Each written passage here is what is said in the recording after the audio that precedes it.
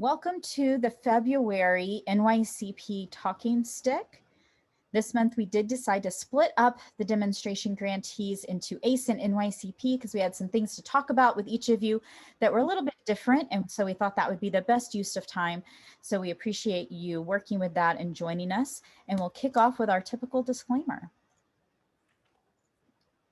This presentation was produced under U.S. Department of Education contract number GS00F115CA with Synergy Enterprises, Inc. The views expressed herein do not necessarily represent the positions or policies of the U.S. Department of Education. No official endorsement by the U.S. Department of Education of any product, commodity, service, or enterprise mentioned herein is intended or should be inferred. All right. Well, today we'll kick off with kind of our normal welcome and introductions, touch briefly on some budget revisions and reporting tidbits, and then spend the bulk of our time in some breakout groups. We got some great feedback after our January meeting that you would love a little more time to have a bit of informal conversation and sharing. And so we wanted to provide some dedicated time for that this month. And then we'll wrap up with just some reminders about the PD meeting and other upcoming TA events. And with that, I want to turn it over to your NYCP program officer, Donna Bussell. Yeah. Hi, everybody. I'm Donna Bussell. I have been in education for over 12 years as a teacher. I've had an admin role and recently was a director of an NYC program too. So I am a citizen of the Apache tribe of Oklahoma. I'm also a Comanche Nation descendant as well as a Caddo Nation descendant. And I am new. So if there are any questions that I won't be able to answer, thankfully, we have Bianca and Dr. Donna Savas-Burns, our supervisor here to help me out. So thank you guys for being patient with me, and I'll turn it back over to Sarah. Thanks, Donna, and welcome. So we also have with us today facilitators from our TA team. I know I've met basically all of you at this point, and we also have joining us Olani Lilly and Tracy Madej Kara George. So as we launched today, we wanted to just do some reminders about budget revisions. I know many of you have that top of mind. They are currently under review. So many of you have received feedback and information. Those of you who have not received that yet, please know you have not been forgotten. They are working diligently to get those knocked out as quickly as possible. And we'll be getting back to you with feedback and information as soon as possible. Remember, you don't need to wait though for approval to begin expending funds. You can continue expending according to your original budget. Just make sure that you're not expending based on that revision you submitted or any new changes. You'll want to use that old original budget. On that same front, drawdowns, continuing to talk about finances, drawdowns from G5 should be occurring on a regular basis. So ideally you'd be taking care of that monthly or at minimum quarterly, because funds should be expended and drawn down in a manner consistent with your approved budget. And so even if maybe some things have changed and you're not expending quite as much as you thought this year at this point, maybe because of some pandemic changes, you should still be providing services and expending funds. Therefore, you should still be drawing down. So if we've already made it to mid-February with the grant starting October 1, the grant year, and there have been no drawdowns, then that kind of raises a red flag for the department about why is no money being drawn down? And if no money is being drawn down, are services being provided to students? So you really want to work with your fiscal office and make sure that those drawdowns are happening. Also remember that there is such a thing as view-only access in G5 to where you can see when those drawdowns are happening as well. If you need help on how to request that access, please reach out to us and we can help you with how that works, as well as you can reach out to the G5 help desk and they can walk you through that process as well. But that is where, not that you'd be able to make drawdowns, I know that would be high alert for many of our fiscal offices, merely that you can see when they've happened and for how much, so that it makes it a little bit easier for you to keep track of for your project as well. And remember that when you have high balances in G5 and those drawdowns are not occurring, that could result in additional reporting requirements through OIE or a reduction of your continuation awards in the next year. And then our final set of reminders is in regards to reporting. So there are some grantees who are currently required to submit quarterly reports. Remember that you're going to be emailing those directly to your program officer by the deadline denoted in your GAN. So if you're not remembering when those are due to your program officer, go back to your GAN and it's going to tell you right in there exactly when they're due. Make sure that those are getting in a timely manner so you can remain in compliance. Also, some of you may have wrapped up a grant or one of your grants. If your grant ended September 30th, 2020, your final performance report was due last Friday. So it is overdue. That means you won't be able to submit it through the G5 system because that has now closed because the due date is passed. So please reach out to your program officer regarding your report submission. This is very important. For those who might be on no cost extension, so maybe your original grant end date was supposed to be September 30th, 2020, but you requested and received a no cost extension. That could have been from anywhere from 3 months to 12 months. Remember that your final performance report is due 120 days after the last day of your no cost extension. So for example, if your no cost extension was through the end of January, then you go out 120 days, and that means that your final performance report would be due the end of May. So make sure that you're really keeping track of that, mark that on your calendar so that you make sure and get that report in a timely manner. If you have questions about any of the reporting, please feel free, pop that in the chat box or reach out and your program officer can get you more information about that. And then there is one question here. Does that get emailed or enter in G5, which is the FPR on no cost extension grants? You should be able to enter that into G5, correct? I'm going to double check with our OIE folks. For the FPRs for no cost extension folks, is that going to be email or G5? That should be emailed to your program officer, so to Donna Bustle. Perfect. And if you need help finding any of those Ed 524 forms to be able to put that together and email in, please reach out to the OITA team. We can point you in the right direction for that. All right, any other questions on budgetary pieces or reporting before we jump into our discussion groups? All right.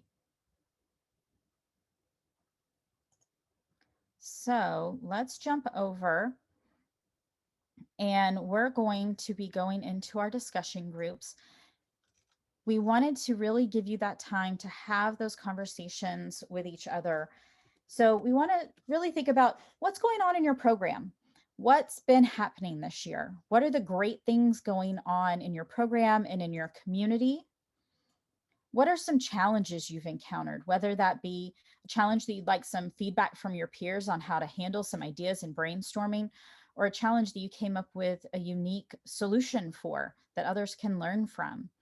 How have you been able to continue providing your services throughout the pandemic and ways that you've gotten creative around that? So that's what we're going to chat about in our groups today. And we wanted to split up a little bit differently than the last few times. So we are getting different folks mixed in. So we are actually going to split up by our cohort. So our fiscal year 16 and 17 grantees are going to be in one discussion group, and our fiscal year 18 grantees are going to be in another.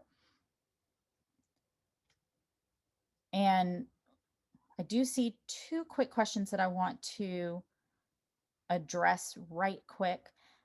When do we have training for year 4 closeout reporting? So if that means as far as for your final performance report, if your year 4 ended this year and therefore you're doing your final performance report now, we actually have already had that webinar. I can get a link for you. If you're referring to your grant, it's going to have year 4 right now, and you're going to close out in the in the coming year. Yes, so ending on September 30th, 2021. So we'll be having that webinar a little bit closer to that end date. So as we near the end of summer.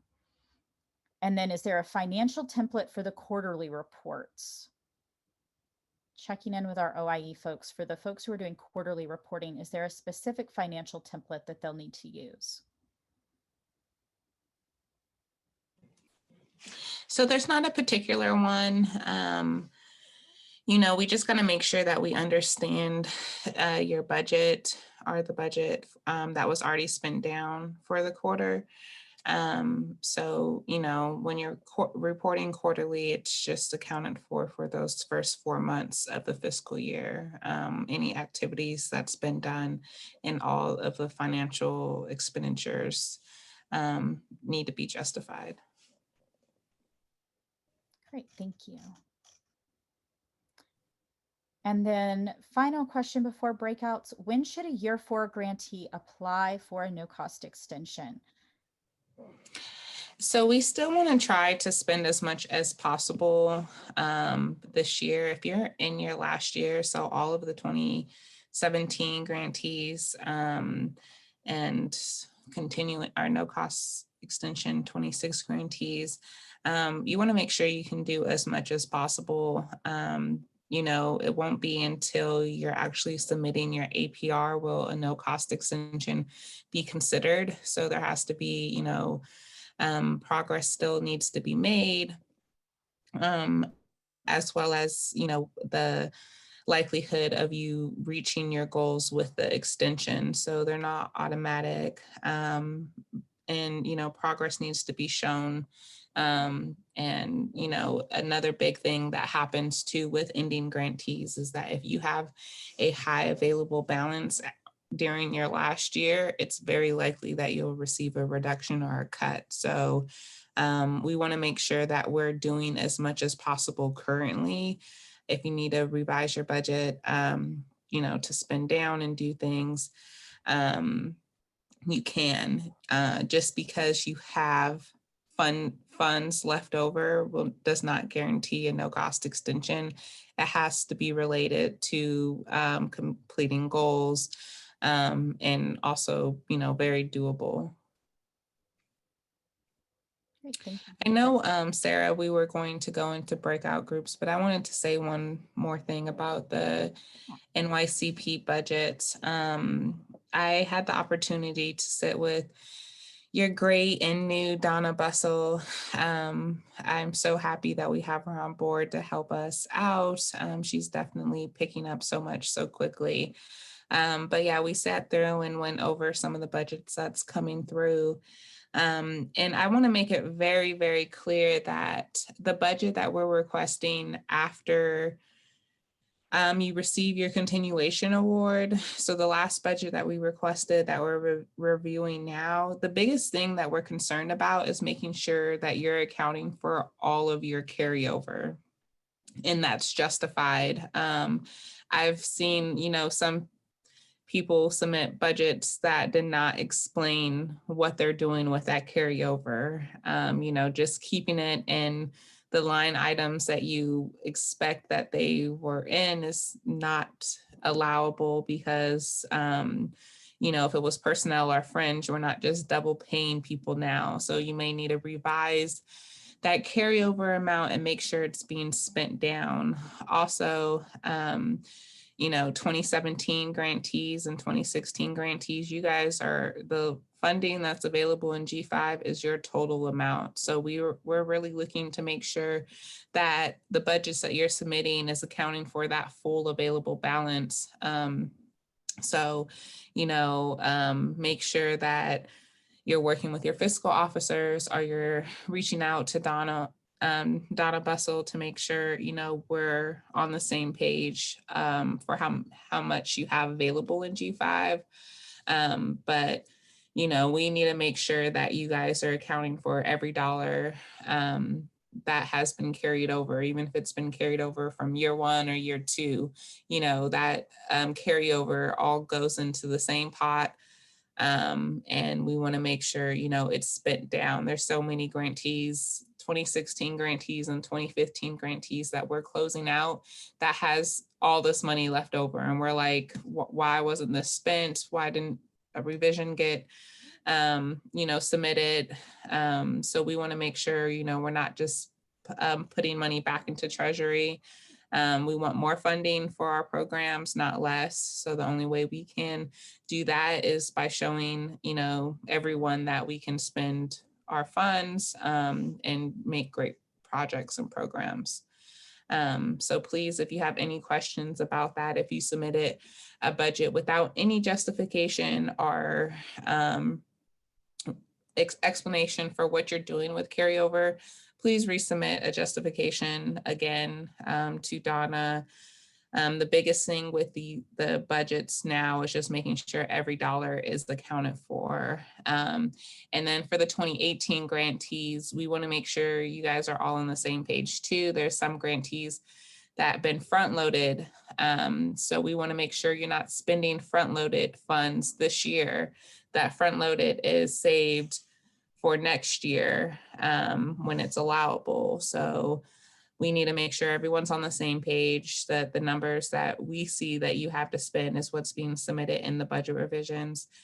We do know that it should be actually less available in G5 now, because you guys should have already been spending funds for this year, for personnel and so forth before the budgets were submitted. So, we're working on them. I'm helping Donna out. Donna Save Us Birds is helping out. So we're getting to it. And, any other questions that you have, please, put them in the chat, and hopefully we'll have some more time after the breakout groups for budgets. All right. Well, we are going to jump into our breakout rooms. I'm excited to hear from all of you. It's going to pop up on your screen, and you're going to be able to self-select which cohort you are in. So that's going to come up. I'm going to stop share to make it easier for all of us to be able to see that. If you're having trouble finding it, maybe at the bottom of your screen and say breakout rooms. And just select your cohort and head out to that room. You'll have a facilitator waiting for you. And I'm going to head there as well.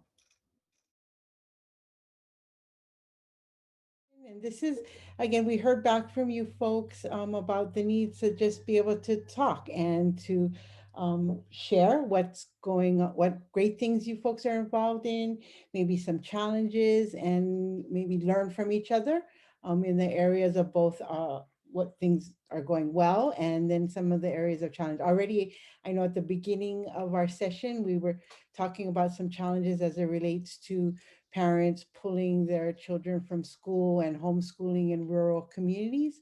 And so we got some assistance around that. But does anybody want to sort of start about maybe what's going well, or maybe a challenge that you want to share and get feedback from your peers?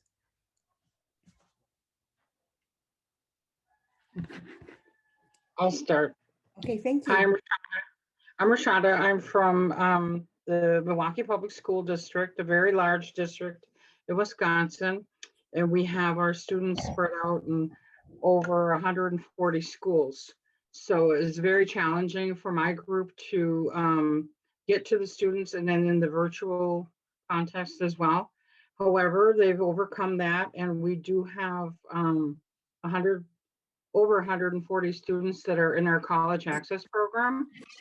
And actually, the virtual world has helped us somewhat be able to reach some of the students that were not able to attend after school. So that really increased our attendance. So the program has met all the goals and exceeded all of them. So it's a very valuable program for us. And all of our students last year, all of our high school students, specifically our 12th graders, we had 30 12th graders in the program, and all 30 graduated on time, taking AP courses. And so we're very proud of that. It's a lot of work because of our students being spread all over, but it's very worthwhile. Some of the struggles that we have, or I have, are, you know, when they were talking about the budgets earlier in the previous workshop and talking about budgets, I have to rely upon the district for everything and rely upon the finance department. And I don't know about anybody else if they're in larger districts, but we're kind of like the last people they care about. You know, I don't really want to say that to them, but we lost the person that's overseeing our grants in the finance department. So I'm really getting concerned about the drawdowns and making sure that those are being done in a timely fashion. And while we're on that other workshop, I'm texting my grants person and saying, who's doing our drawdowns? You know, we may have to do other reporting if that's not being done. So, I mean, those are the struggles that I have. Okay, that's it. Thank you for sharing that. Do others face sort of the same challenge of having to go through a larger, I guess, system in order to get your drawdowns? And how have you maybe sort of worked through that challenge if you face that same issue? Oh, I see Helen says yes. It's horrible. Yeah, I know. Well, I have to Go kind of ahead. keep my a side journal as to every expenditure that I do. Mm, And then I'll tell the accounting department, you need to make sure this and this and this is in there. And then they finally give me the detail. And I've had to write instructions, you know, like we will do a drawdown every 10th, but the way all these villages get in their fuel bills to us, it could be 3 months. And it's very difficult to do our drawdowns in a timely manner, but that is something that I had to nip in the bud right away with our accounting office and just stay on them like crazy, because they do not have the passion to do this nearly as much as I do. And I want to make it right and correct all the time. So it's really trying to stay on top of it all the time. It's a big chore. yeah. Great suggestion. So you're sort of reconciling between sort of your fiscal office and what's actually being spent. So, and keeping a journal. That's a great suggestion. Anyone else want to sort of chime in and share maybe something that's going great, or maybe an area that you'd like to sort of a challenge to kick off to your peers and get some feedback on?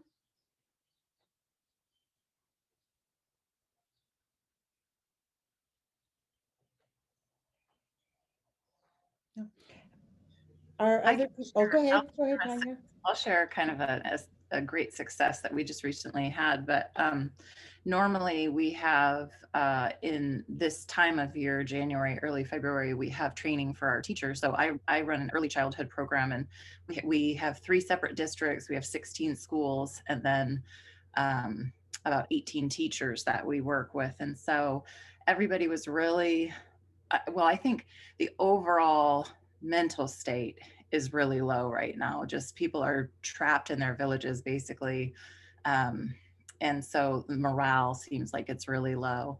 And so it was kind of a bummer for everybody that we weren't going to be able to meet like we normally do. We usually have a big AAEYC conference that comes into Anchorage, and they get really excited about that, and it wasn't able to happen. And so we put together a virtual professional development forum that spanned over 2 days.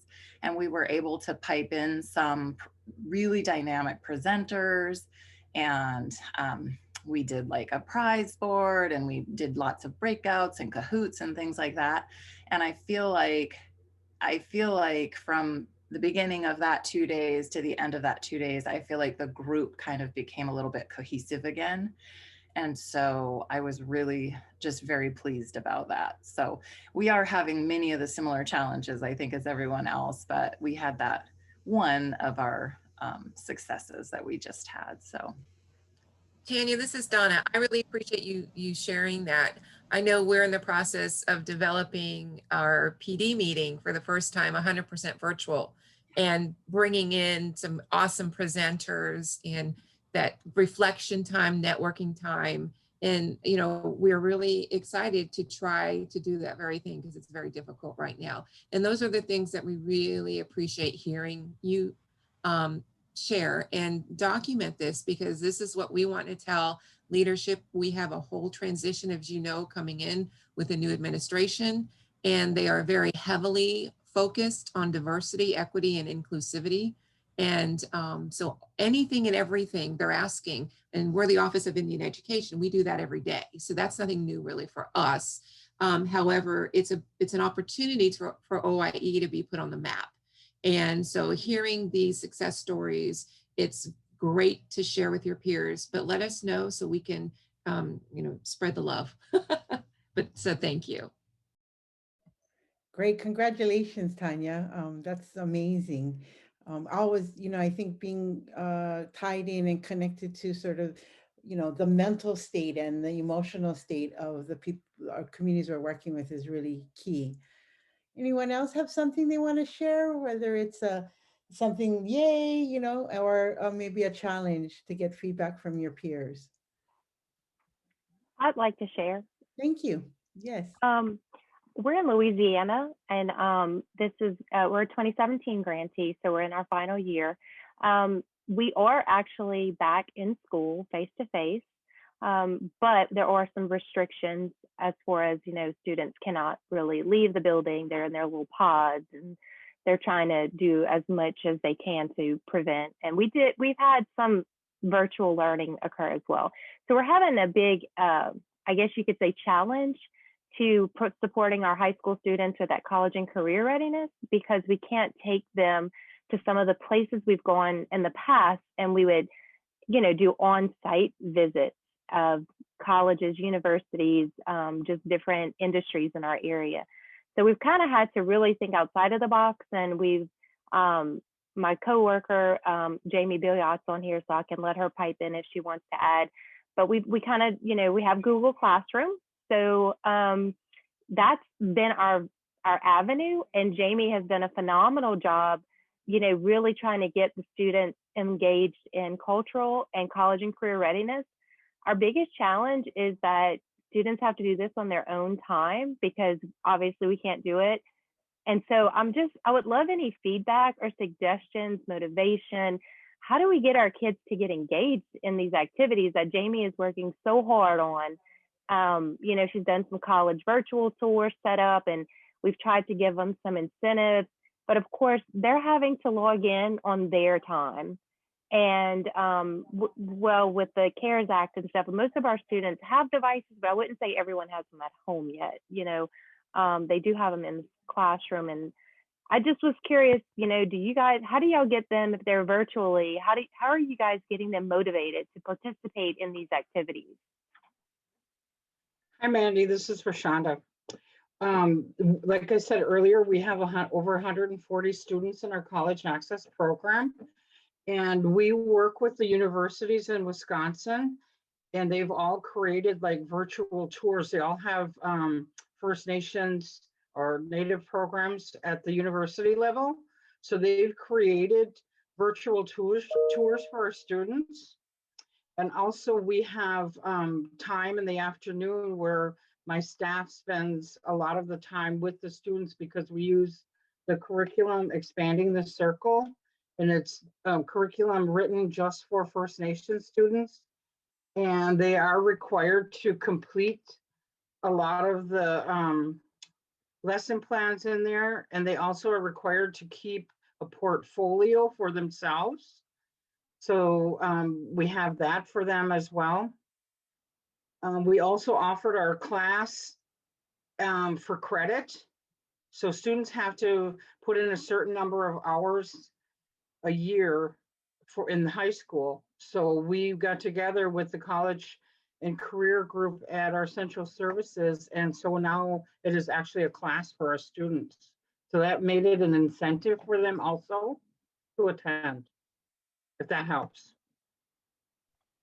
That's great information. We're in a public school system, so we're limited on what we can do as far as credit. I'm in a large public school system as well, and our kids are spread out in over 140 schools.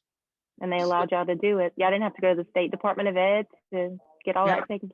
Oh, gotcha. So offering that class for credit, it really helped as well. Yeah, that would have helped tremendously. Yeah. Thank you for your input. You're welcome. Great. Anyone else are trying something in that area, doing something innovative to engage students in these activities? I'd like to share, we've been, racking our brains on doing virtual activities, and one that it's been very popular for our group has been on a virtual cooking class where, you're promoting, maybe career opportunities in food service or, but the kids, and this is something that the children can do with the parents. We've partnered with the New Orleans Cooking School, and we actually have to go and purchase the ingredients, and either they come by our building and pick them up, or we've been able to deliver some. And we're talking about maybe 10, 15 kids at a time with their parents, some siblings there, but they love it. And we've been doing other things as well. We this past weekend we did a little STEM activity online, and a couple of our staff were able to do the demonstration of the experiment or whatever, and the kids love it. So, then other people I know have talked about virtual tours of schools. We've organized some of those, colleges, so, there's also a lot of museum activities out there that are virtual now. And so we just having to get creative, and, we were talking in the last, when I was doing the ACE meeting, and we also talked at the beginning of this, spending our funds down. We had a lot of funds in the beginning of our grant which were dedicated to doing field trips and, doing maybe a big educational trip at the end of the year. Can't do that. And so it's difficult to spend down on those funds. So, we're just doing the best we can.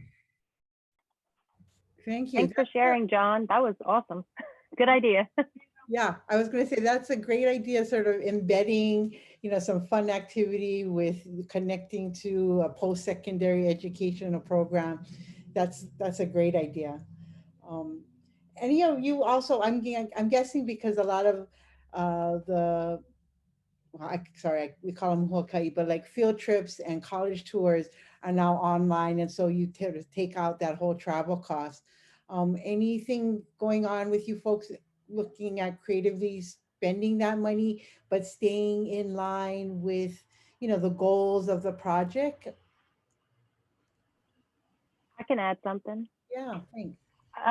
So one of the grants, in our grant, I'm sorry, we had ACT Prep. And in the past, what we've done is partnered with a company, and we would get the ACT tutoring materials, and they would stay after school, and we would have teachers tutor those high achieving students to try and get them, ready for the ACT and kind of those who are on that college path. Well, obviously we couldn't do that this year. So ironically, the same company that we dealt with went ahead and they developed basically an online tutoring access. So what we had to do this year is buy the students the online access.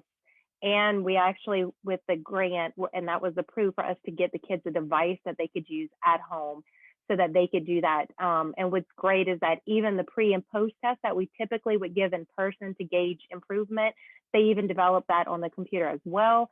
So that was really great because I feel like we can still align with our grant initiatives.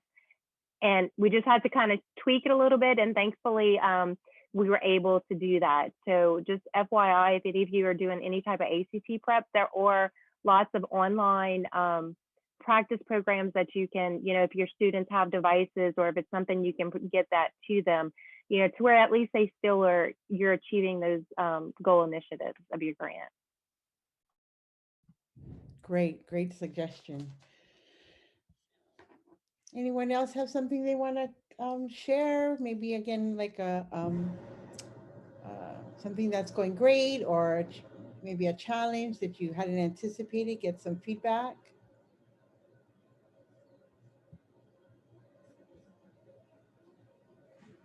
I would just like to add that, I mean, we're in a good place right now, but all of my staff make phone calls to the homes daily. So, I mean, that personal contact is so important. I mean, it took us a few years to get to this point to be in a really good way, but it's the constant daily contact and calling the parents, calling the students, you know, where are you? We missed you, you know, that kind of thing. It's really important, that personal contact. And I think like what Tanya was saying about, again, having those events or having like the calls that sort of just are reaching out, trying to create that personal contact as much. And we know Native communities, that's even more important, right? The relationships are really sort of key. So how are different ways in which you can do that. I see in the chat that there was maybe some suggestions to Mandy around like bingo, maybe activities to get kids going and participating in different events, creating a bingo with some incentive. And let's see, oh, and incentives, yeah. Okay, great. Anything else sort of going on? I'll add on to Rashonda's. Oh, was someone else? Maybe not. I would say that during this pandemic, the disconnect that we've had with our schools opening and closing, like we've had schools that started in the green and then, they go to red and then they're just back and forth. And so having that disconnect, and then of course, with us being early childhood, the communication piece has grown much stronger with our parents to try and set up those. We've actually had our preschool teachers doing, Zooming into the homes if they can, if we have the connectivity. And so there's a lot more communication that's going on with parents, and that family engagement piece. We've always tried to build that in. We've always tried to put, family events, evening events, and things that families can come to and bring sort of the community together and make parents kind of more at the center of the early learning. And this pandemic, with all of the bad things that have gone on with it, it's sort of forced us into a mindset of that.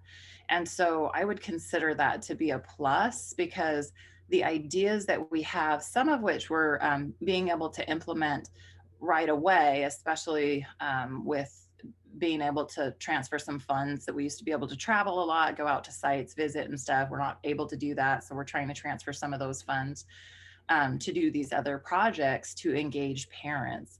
And we've done that. We've built an app that we're using for language acquisition for our preschoolers, and parents are able, like the tribal language. And so parents are now, because a lot of our parents of preschoolers don't speak the language.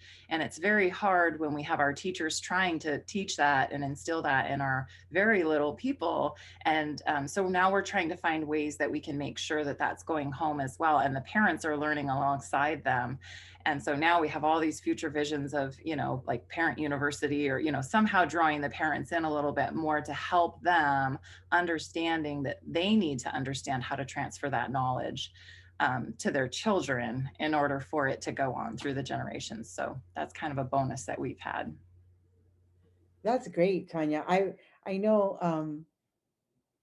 I'm wondering, like, because they can be engaged from their living room, does that increase their ability to be engaged? Where before, like, I was in an immersion program where before, like, parents actually have to come to the school to get the service. Now they can participate from wherever they're at, and now you have an app, so that can be, anywhere, anytime. Awesome. And we're hopeful that that connection, where they're starting with that engagement in their living room, Right. will build into, now they're comfortable. They're comfortable with our program. They're understanding a little bit more about it. And they're more comfortable then to come in when we do get out of this pandemic and we're able to have those in-person activities. We're very hopeful that our attendance at those things will increase by the connection that's been made virtually. Yeah, awesome. We have about maybe 3 more minutes. Does anybody else want to sort of chime in and share? Or, I mean, are you folks seeing that now because your parent engagement is happening in the living room, or, you know, maybe wherever they're at, that you're actually getting more parents engaged in your activities?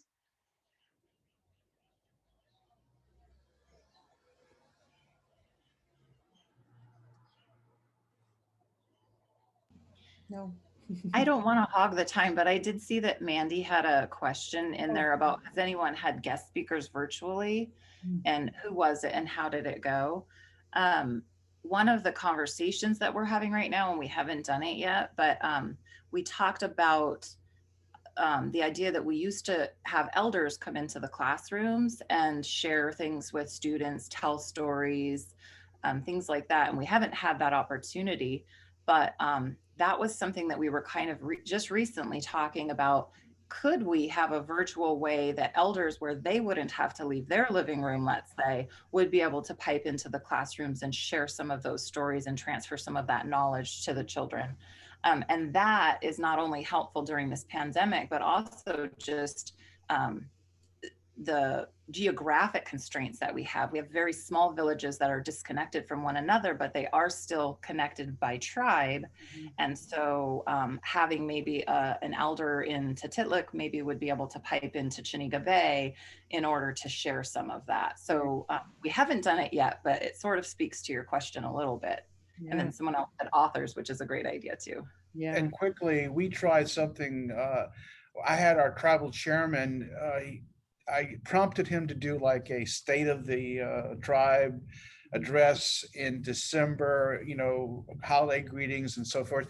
And I asked him if he allowed me to be a guest speaker on his address. And so I gave me an opportunity to kind of talk about education program and the successes, and also talk about the new grant that we had just received, the new ACE grant. And of course, you know, whenever the chairman or any of the tribal leaders are involved, it draws attention. So that might be something that, you know, some of y'all might try. That's great. Great suggestions. We're at any moment we're going to be pulled out of the breakout group. Oh, there we might be going now. The other thing is, I know in my community, they've actually been taking videos out to like culturally significant places and doing virtual field trips with elders and practitioners out in the community and in those spaces, which I think is really cool.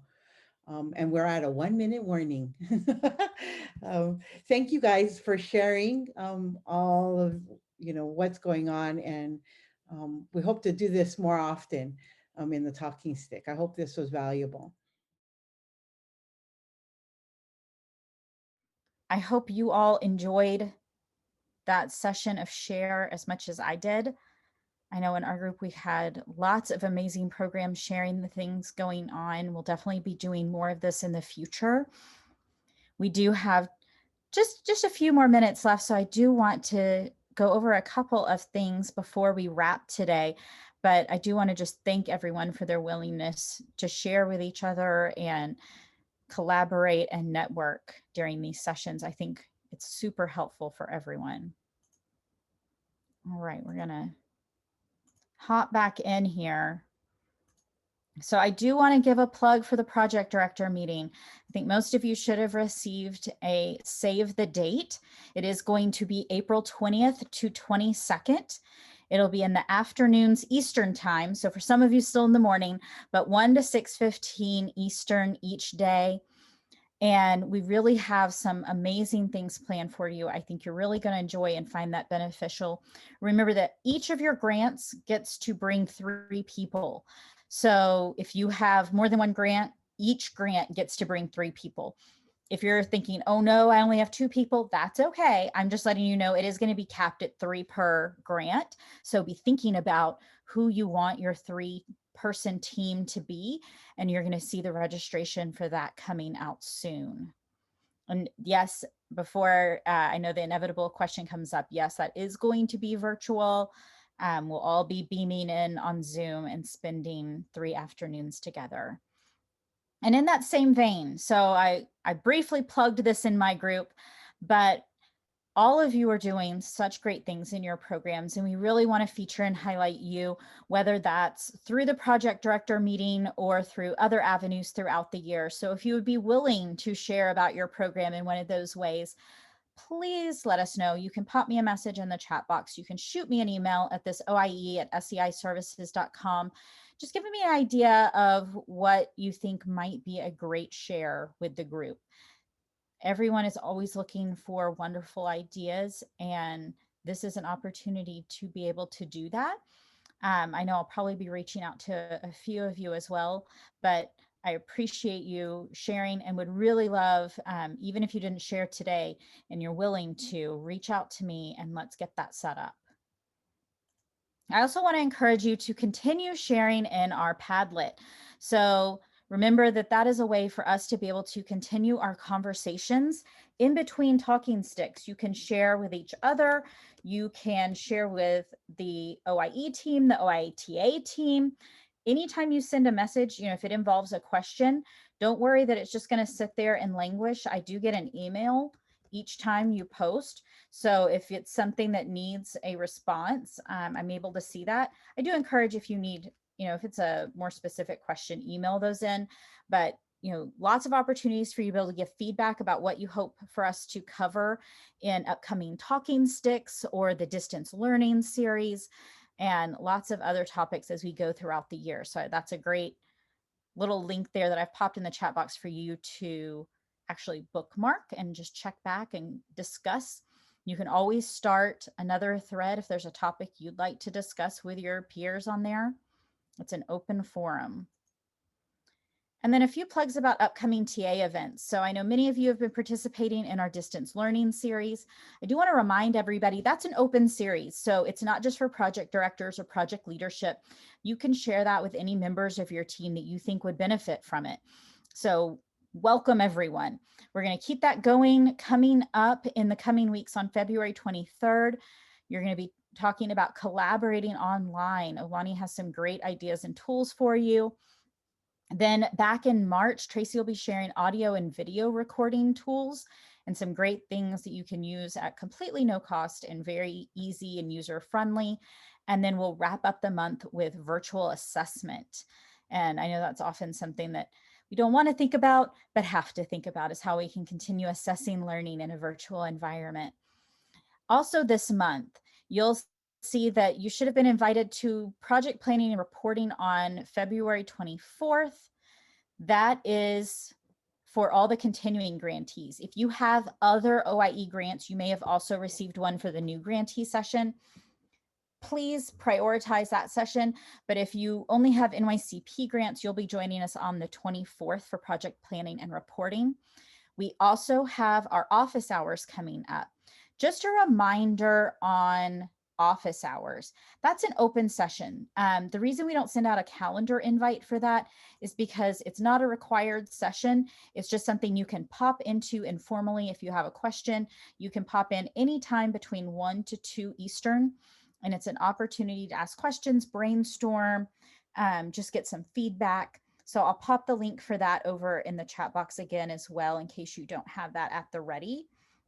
But please feel free to always join us for that if you'd like. Oh, and it was just pointed out that for some reason I typed January. It's actually on February 25th. I'm trying to turn back the hands of time. Just trying to give us a little more time to get things done. Unfortunately, I don't think I'm that powerful. So it'll be February 25th from 1 to 2 Eastern. And then join us next month when we'll be back together as a group for our demo talking stick session on March 11th at 3 Eastern, right back here. And then I'm going to check the chat box in case I know that we have a couple of questions. As I'm answering those questions, though, I am going to pop up our final fast finger poll that we do at the end of all of our sessions. So if you don't mind voting on there while I'm running through your questions to make sure we've got those. Let's see. If you did not get the invite, Julie, I will check yours specifically, but in general, yes, if you did not get an invite, either pop it in the chat box or shoot me an email.